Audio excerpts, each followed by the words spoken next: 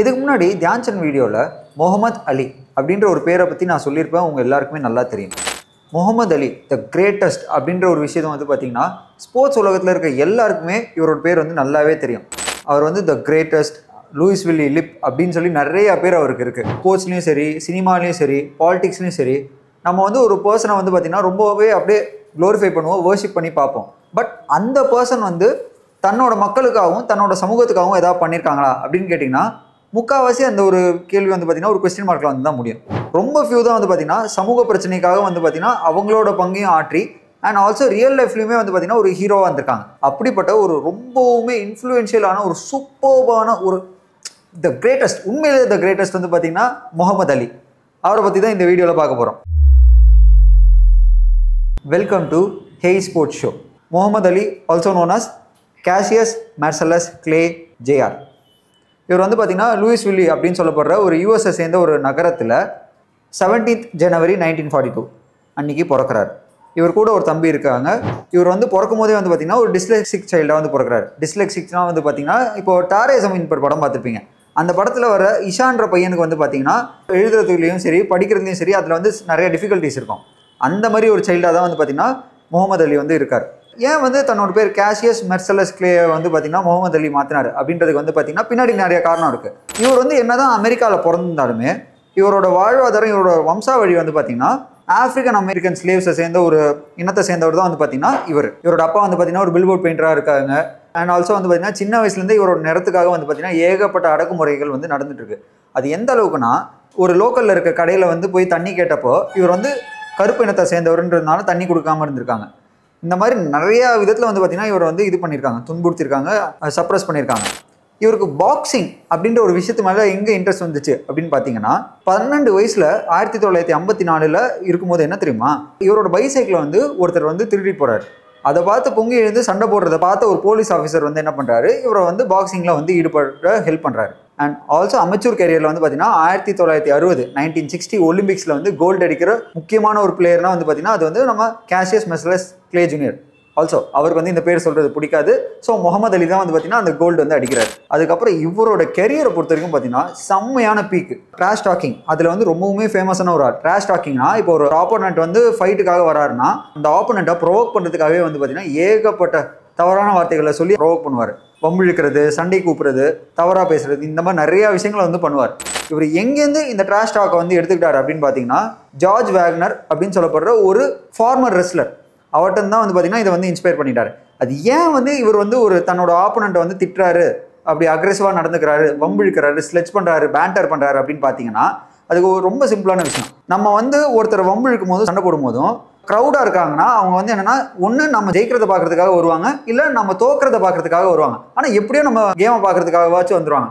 இந்த ஒரு பாயிண்ட் வந்து அந்த ஜார்ஜ் வேக்னர் கிட்டேருந்து எடுத்ததுக்கப்புறம் இவருமே வந்து தன்னோட பாக்ஸிங் கேரியரில் இம்ப்ளிமெண்ட் பண்ண ஆரம்பித்தார். இம்ப்ளிமெண்ட் பண்ணது மட்டும் இல்லாமல் இது வந்து ஒரு பிஸ்னஸ் யூஎஸ்பி மாடலாக வந்து இவருக்கு மாறிடுச்சு. எப்படின்னா தன்னோட ஃபைட்டை வந்து கிட்டத்தட்ட தன்னோட வாயாலேயே வந்து பார்த்தீங்கன்னா விற்க ஆரம்பித்தார். வேற ஒன்றுமே கிடையாது. ஒலிம்பிக்ஸ் அடிக்கிறாரு. அதுக்கப்புறம் 1960 வந்து பார்த்தீங்கன்னா அதுக்கப்புறம் ப்ரொஃபஷனல் பாக்ஸிங் கேரியர் ஆரம்பிக்கிறாரு. ப்ரொஃபஷனல் பாக்ஸிங் கேரியரில் இவர் சம்பவம் ஒன்று பண்ணுறாரு. இவருக்கும் முன்னாடி இருக்கிற ஜென்ரேஷனில் இருக்கிற one of the greatest boxer தான் வந்து பார்த்தீங்கன்னா சானி லிஸ்டன். அவருக்கும் இவருக்கும் 1965 ஒரு ஃபைட்டு நடக்குது. அந்த ஃபைட்டில் வந்து பார்த்தீங்கன்னா எல்லாருமே என்ன ப்ரெடிக்ட் பண்ணுறாங்கன்னா சானி லிஸ்டன் தான் வந்து ஈஸியாக ஜெயிக்க போகிறாங்க. 8:1 அப்படின்ற ரேஷியோவில் வந்து பார்த்தீங்கன்னா சானி லிஸ்டன் தான் வந்து பார்த்தீங்கன்னா முகமது அலியை வந்து தோக்கடிக்க போகிறாரு. கிட்டத்தட்ட ஒரு 46 ஜேர்னலிஸ்ட் இருந்தாங்க. அதில் 43 பேர் என்ன ப்ரெடிக்ட் பண்ணுறாங்கன்னா சானி லிஸ்டன் தான் ஜெயிக்க போகிறாரு. ஏன்னா அந்த டைமில் அவரை தோக்கடிக்கிறதுக்கு யாருமே பிறக்கல அப்படின்ற மாதிரி சொல்கிறாங்க. இன்ஃபேக்ட் ஒரு கோ பாக்ஸர் என்ன வந்து சொல்கிறாருன்னா ஒரு ஸ்டேட்மெண்ட் கொடுக்குறாரு, ஹென்ரி கூப்பர்ன்றவர். என்னன்னா நான் வந்து முகமது அலியை கூட வந்து ரிங்கில் வந்து மீட் பண்ணிடுவேன், ஆனால் சானி லிஸ்டனை பார்க்கறதுக்கு கூட ரிங் பக்கம் வரமாட்டேன் அப்படின்ற மாதிரி சொல்லியிருப்பாரு. இந்த ஹென்ரி கூப்பரோட மேனேஜர் என்ன சொல்லியிருப்பாருன்னா இன்ஃபேக்ட் அவர் போகிற படிக்கட்டு பக்கம் கூட வரமாட்டா அப்படின்ற அளவுக்கு வந்து அவர் வந்து அவ்வளோ ஒரு பயங்கரமான ஒரு பாக்ஸராக இருந்துட்டு இருந்தார் சானி லிஸ்டன். ஆனால் இன்னொரு பக்கம் வந்து பார்த்தீங்கன்னா இவரோட டெக்னிக் வந்து பார்த்தீங்கன்னா ரொம்ப ஃபாஸ்ட் மூவிங்காக இருப்பார். செம்ம எஜிலிட்டி இருக்குது இவருக்கு, யார் நம்ம முகமது அலிக்கு. பட் அதே நேரத்தில் ப்ரொஃபஷ்னலாக அந்த ஆர்த்தடாக்ஸான டெக்னிக் வந்து கிடையாது. இவருக்கான ஸ்டைல் வந்து ஒரு யூனிக் ஸ்டைல் வச்சுட்டு இருந்தார். ஸோ இவர் எப்படி தோற்றுவார் அப்படின்னு சொல்லி உலகமே எதிர்பார்த்துட்டு இருந்துச்சு. இவர் வந்து பார்த்தீங்கன்னா அவர் வம்பிழுக்கிறது, கூப்பிடுறது, சண்டைக்கு வந்து கூப்பிட்டு இருந்தார் ரிங்கில். ஆனால் அன்றைக்கி நடந்தது என்னென்னா மேஜர் அப்செட். சானி லிஸ்டனை பேண்டர் பண்ணும்போது என்ன சொல்லுவார், 8 ரவுண்டில் ஒன்று முடிக்கிறேன் அப்படின்ற மாதிரி சொல்லுவார். எப்படி வந்து கபிலன் வந்து 2 ரவுண்டு தாண்ட மாட்டான், 2 ரவுண்டில் முடிச்சிருவான்னு சொல்லுவானோ அந்த மாதிரி 8 ரவுண்டில் சானி லிஸ்டனை வந்து நான் முடிக்கிறேன் அப்படின்னு பேண்டர் பண்ணுவார். ஆனால் 7வது ரவுண்ட்லேயே சானி லிஸ்டனை முடிச்சிருவார். உலகமே வந்து பார்த்தீங்கன்னா ஸ்டண்டு அந்த சம்பவத்தில். அண்ட் அந்த சம்பவம் முடிஞ்ச சமயத்தில் வந்து பார்த்தீங்கன்னா நேஷன் ஆஃப் இஸ்லாம் அப்படின்னு சொல்லப்படுற ஒரு இயக்கத்தில் வந்து இவர் ஜாயின் பண்ணிப்பார். எதுக்குனால அந்த இயக்கத்தில் ஜாயின் பண்ணிப்பார்னா, அந்த சமயத்தில் வந்து பார்த்தீங்கன்னா ஏகப்பட்ட பிரச்சனை அமெரிக்காவில் நடந்துட்டு இருந்துச்சு. என்னன்னா கருப்பினத்தை எதிர்த்து வந்து பார்த்தீங்கன்னா ஒயிட்ஸ் வந்து நிறையா விதத்தில் வந்து சப்ரஸ் பண்ணிட்டு இருந்தாங்க. இவரோட லைஃப்ல ஒரு பெரிய சம்பவம் நடந்துச்சு. என்னன்னா 1960 ஒலிம்பிக்ஸில் வந்து இவர் கோல்டு அடித்தாலுமே கோல்டு அடிச்சுட்டு திரும்ப அமெரிக்கா வந்தப்போ என்னன்னா ஒயிட்ஸ் ஒன்லி ரெஸ்டாரண்ட்டில் வந்து இவரையும் இவர் ஃப்ரெண்டையுமே வந்து உள்ள விடலை. இந்த மாதிரியான ஒரு அடக்குமுறையும் இந்த மாதிரியான ஒரு அவமானமும் இவர் வந்து ஃபேஸ் பண்ணியிருக்காரு. இன்ஃபேக்ட் இன்னும் நிறையா விஷயங்கள் நடந்திருக்கு.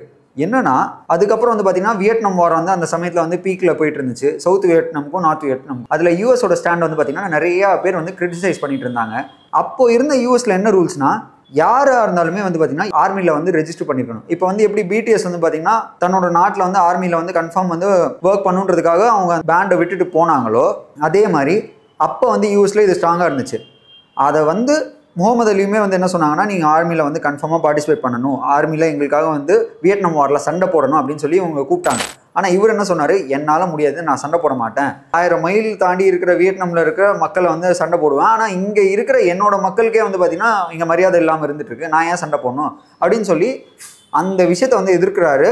டிராஃப்ட் ரெசிஸ்டன்ஸ் நடக்குது. அதனால வந்து பார்த்தீங்கன்னா இவர் ஜெயிச்ச எல்லா பாக்ஸிங் டைட்டில்ஸுமே வந்து பார்த்தீங்கன்னா பறிக்கிறாங்க. பறிச்சது மட்டும் இல்லாமல் என்ன பண்ணுறாங்கன்னா, இவரையுமே வந்து பார்த்தீங்கன்னா ஒரு 4 வருஷத்துக்கு பாக்ஸிங் பண்ணவே விடலை. கிட்டத்தட்ட 1967 1970 வரைக்கும் வந்து பார்த்தீங்கன்னா பாக்ஸிங்கே பண்ணலை. இவர் மத்தியில் ஆரம்பத்தில் சொந்த நாட்டையே நீ எதிர்க்கிறியா, நீ என்ன அவ்வளோ பெரிய இதுவா அப்படின்ற மாதிரி மக்கள் மத்தியில் ரொம்ப மோசமான ஒரு எதிர்ப்பு இருந்துட்டு இருந்துச்சு. பட் அதுக்கப்புறம் என்னன்னா கொஞ்சம் கொஞ்சமாக யூஎஸோட ஸ்டாண்டை பார்த்து என்னன்னா மக்களுமே இவரோட சைடு வந்து சப்போர்ட் எடுக்க ஆரம்பிச்சாங்க. இன்ஃபேக்ட் இந்த ஒரு பீரியட்ல என்ன பண்ணுறாரு, ஏகப்பட்ட காலேஜஸ்க்கு போயிட்டு ஈக்குவாலிட்டி பற்றியும் பிளாக் லைவ்ஸ் மேட்டர் பற்றியும் வந்து பார்த்தீங்கன்னா நிறைய விதமான ஸ்பீச்சஸ் கொடுத்துட்டு இருக்காரு. அண்ட் அந்த சமயத்தில் தான் வந்து பார்த்தீங்கன்னா நேஷன் ஆஃப் இஸ்லாமில் இருந்துட்டு இருக்கும்போது இந்த ஃபைட்டு முடிஞ்சதுல நம்ம சோனி லிஸ்டர் அகேன்ஸ்டா, அதுக்கப்புறம் தான் வந்து பார்த்தீங்கன்னா தன்னோட பேர் கேஷியஸ் மார்சலஸ் கிளே ஜூனியர்லேருந்து முகமது அலின்னு மாற்றிக்கிறார். அது வந்து எங்களை வந்து அடிமையாக நடத்தினா அந்த காலகட்டத்தில் வச்ச பேர் தான் வந்து பார்த்தீங்கன்னா கேஷியஸ் மெக்லஸ் கிளே ஜூனியர்ன்றது. நான் அதை வச்சுட்டு நான் வந்து சுத்த முடியாது அப்படின்னு சொல்லிட்டு தன்னோட ஐடியாலஜிக்காக வந்து பார்த்தீங்கன்னா முகமது அலி அப்படின்ற பேர் வந்து மாற்றிக்கிட்டார். டிராஃப்ட் ரெசிஸ்டன்ஸ் நடந்து முடியுது, திரும்ப கம்பேக் பண்ணுறாரு. கம்பேக் பண்ணதுக்கப்புறம் வந்து பார்த்தீங்கன்னா ஜோ ஃப்ரேசியர் அப்படின்னு சொல்லப்படுற ஒரு பாக்ஸருக்கு அகேன்ஸ்டாக 3 மேட்ச் நடக்குது. 3க்குமே வந்து பார்த்தீங்கன்னா செம்மையான பிராண்டிங் இருந்திருக்கு அந்த காலகட்டத்தில்.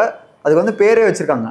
எப்படின்னா ஃபர்ஸ்ட் வந்து ஃபைட் ஆஃப் த செஞ்சுரினே சொல்லியிருப்பாங்க. ஏன்னா ஃபர்ஸ்ட் 15 ரவுண்டு, இப்போலாம் வந்து பார்த்தீங்கன்னா 10 ரவுண்டு தான் வந்து பார்த்தீங்கன்னா பாக்ஸிங் மேட்சஸ் வந்து நடக்குது. அப்போலாம் 15 ரவுண்டு நடக்கும். இந்த 15 ரவுண்டுமே வந்து பார்த்தீங்கன்னா இன்டென்ஸ் கிளாஸ் இருந்துட்டு இருந்துச்சு. அதில் ஒரே ஒரு லெஃப்ட் ஹூக்கில் வந்து பார்த்தீங்கன்னா நாக் அவுட் ஆயிடுவார். அதனால வந்து பார்த்தீங்கன்னா செலெக்ஷன் வந்து என்ன பண்ணிடுவாங்க, அவர் ஜெயிச்சதை வந்து அனௌன்ஸ் பண்ணிடுவாங்க. யார், ஜோ ஃப்ரேசியர் வந்து. இதுதான் ஃபர்ஸ்ட் ஃபைட்டில் நடந்துச்சு.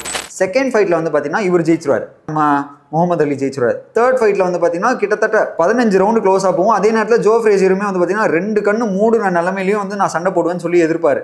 ஆனால் வந்து அவரோட ரிங்கில் இருக்க மெம்பர்ஸ் வந்து என்ன சொல்லிடுவாங்க, இல்லை வேணாம் அப்படின்னு சொல்லிட்டு விட்டுருவாங்க. அதனால இவர் வந்து ஜெயிச்சிருவாரு. அந்த ஃபைட் வந்து இவர் என்ன சொல்லியிருக்காருன்னா, என் வாழ்நாளே ரொம்பவுமே டஃபஸ்டான வாப்பனா வந்து பார்த்தீங்கன்னா ஜோ ஃப்ரேசியர் தான் அப்படின்ற மாதிரி இவர் சொல்லியிருப்பாரு. முகமது அலி ஒரு பக்கம் வந்து பார்த்தீங்கன்னா ஃபைட்டில் வந்து பார்த்தீங்கன்னா தான் என்னதான் வந்து இஷ்டத்துக்கு தன்னோட ஆப்பனன்ஸ் வந்து இதுவாக பேசினாலுமே உண்மையிலே வந்து பார்த்தீங்கன்னா தன்னோட மக்களுக்காகவும் தன்னோட மக்கள் படுற கஷ்டத்துக்காகவுமே வந்து பார்த்தீங்கன்னா ஒரு பர்சனாக வந்து நின்றுருக்காரு. ஏன்னா இப்போ நிறைய இடத்துல வந்து பார்த்தீங்கன்னா ஸ்போர்ட்ஸ் பீப்புளெலாம் வந்து இந்த அளவுக்கு நிற்கிறாங்களா அப்படின்னு கேட்டிங்கன்னா அந்த கொஸ்டினில் வந்து ஏகப்பட்ட கொஸ்டின் மார்க் வரும். அப்போவே ஒரு மனுஷன் வந்து ஏகப்பட்ட பேரை இன்ஸ்பயர் பண்ணியிருக்காரு. இன்ஃபேக்ட் இவரோட ஃபைட்டிங் கரியர் வந்து பார்த்தீங்கன்னா ஒரு பாயிண்ட்ல முடிஞ்சிருச்சு. அந்த பாயிண்ட்ல முடிஞ்சதுக்கு அப்புறம் என்னன்னா இவருக்கு வந்து பார்க்கின்சன் சிண்ட்ரோம் அப்படின்ற ஒரு நோய் வந்து இருந்துச்சு. அந்த பார்க்கின்சன் சிண்ட்ரோம்னா தன்னோட மசில்ஸோட எபிலிட்டி வந்து பார்த்தீங்கன்னா ஸ்லோ டவுன் ஆகும். அதுக்கப்புறம் வந்து தன்னோட மூவ்மெண்ட் எல்லாம் வந்து ஸ்லோ டவுன் ஆகும்னு சொல்றாங்க. அது வந்து பாக்ஸிங்னாலாம் நடந்துச்சுன்னு ஆரம்பத்தில் சொன்னாங்க. பட் அது இல்லைன்ற மாதிரி சொல்லிட்டாங்க. ஸோ பார்க்கின்சன் சிண்ட்ரோம்னால வந்து இவர் ஃபைட்டை வந்து ஸ்டாப் பண்றாரு. அதுக்கப்புறம் வந்து பார்த்தீங்கன்னா நிறைய ரெஸ்லிங் மேட்சஸ்லாம் வந்து பார்த்தீங்கன்னா ரெஃப்ரியாலாம் ஒர்க் பண்ணியிருக்காரு. ஃபிலாந்த்ரோபிஸ்டா நிறைய பேருக்கு ஹெல்ப் பண்ணியிருக்காரு. இந்த மாதிரி நிறைய விஷயங்களை பண்ணிட்டு ஜூன் 3, 2016 அந்த வருஷம் வந்து பார்த்தீங்கன்னா இவர் இறந்து போறாரு. ஸோ இப்படிப்பட்ட ஒரு கெரியர் வந்து இவரை பற்றி பேசும்போது உண்மையிலே த கிரேட்டஸ்ட் அப்படின்னே சொல்ல தோணுது. ஏன்னா அந்த டைமில் ஒரு கவுண்டர் கல்ச்சர் அப்படின்ற ஒரு விஷயத்தை வந்து ரொம்பவுமே ஒரு ஐக்கானாக இருந்த ஒரு பர்சன்னா அது வந்து நம்ம முகமது அலி தான். இந்த மாதிரி உலகத்திலே கொண்டாடப்பட வேண்டிய லெஜண்ட்ஸ். அதுக்கப்புறம் வந்து பார்த்தீங்கன்னா ஸ்போர்ட்ஸ் வந்து பாலிடிக்ஸ் வந்து எப்படி அஃபெக்ட் ஆகுது அதை பற்றிலாம் பேசணும் அப்படின்னு நீங்கள் நினச்சிங்கன்னா ஹே தமிழ் யூடியூப் சேனலுக்கு மறக்காமல் லைக் பண்ணுங்கள், கமெண்ட் பண்ணுங்கள், ஷேர் பண்ணுங்கள், அப்படியே சப்ஸ்கிரைப் பண்ணிடுங்க.